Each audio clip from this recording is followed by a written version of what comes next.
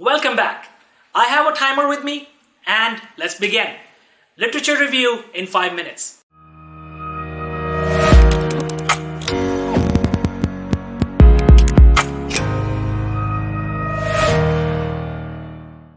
Before we begin, press the subscribe button and click on this bell icon so you get the notification for my videos every time.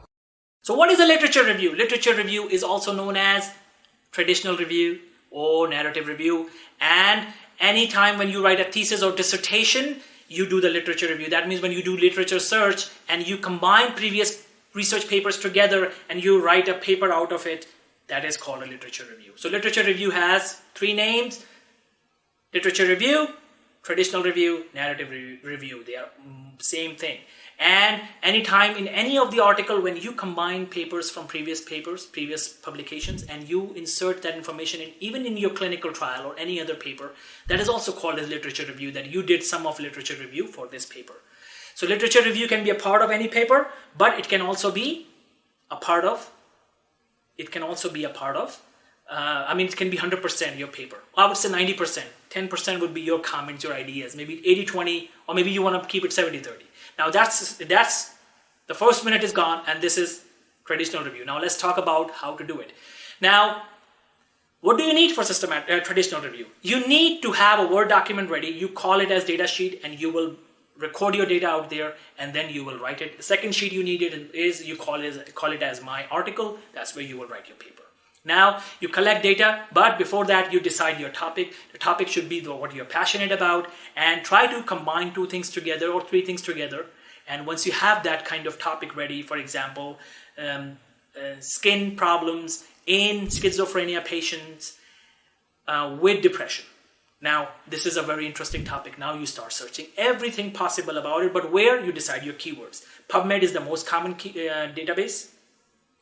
First thing first is decide your database. So PubMed is the first one.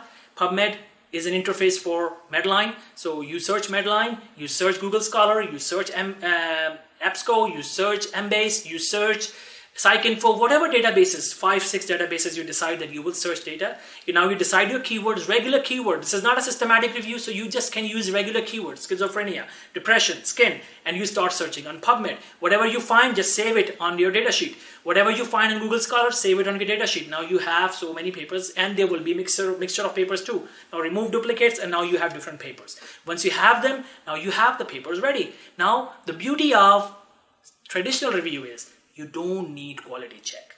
You don't need to check quality like in systematic review. And you don't need to follow Prisma checklist. So it's pretty straightforward like an essay. Now you're almost there. Now what do you do? Now the next thing is, make sure I'm telling you another checklist now. This is strange. Bring Sandra checklist. Sandra is a very good checklist for traditional review. Make sure your paper is written according to Sandra checklist. Nothing is missed.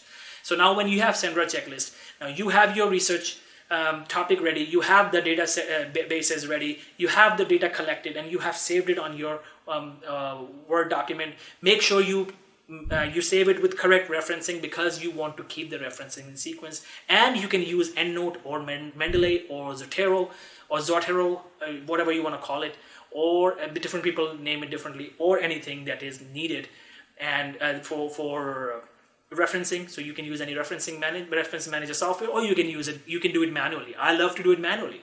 You can do the referencing manually. Once that is done, now you have the references ready, you have the abstracts, and whatever information is available along with the reference. Now you come to the writing.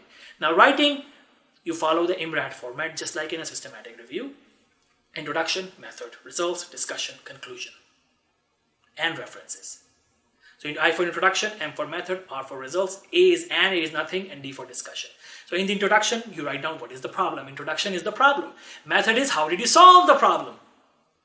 Results is what did you find.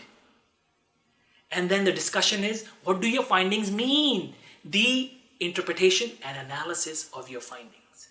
And then the next thing is you also write down limitations. What are the weaknesses of your paper? And once that is done, your discussion section is ready, and make sure you draw some tables and figures to make your paper interesting and pretty. Don't leave a boring paper, make it interesting and pretty, as beautiful as you can.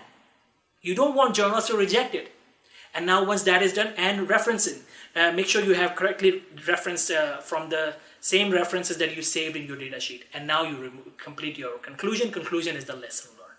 So once you do that, your paper is ready. Now, how many references? It's up to you. No upper limit, it's your choice. So whether you want to keep it 50, 40, 60, 100. So that's it. And now we have approached the fifth minute almost, and we are done. And congratulations. Now you know how to write a traditional review. Thank you. Before you leave, if you like this video, don't forget to hit the like button. Thank you.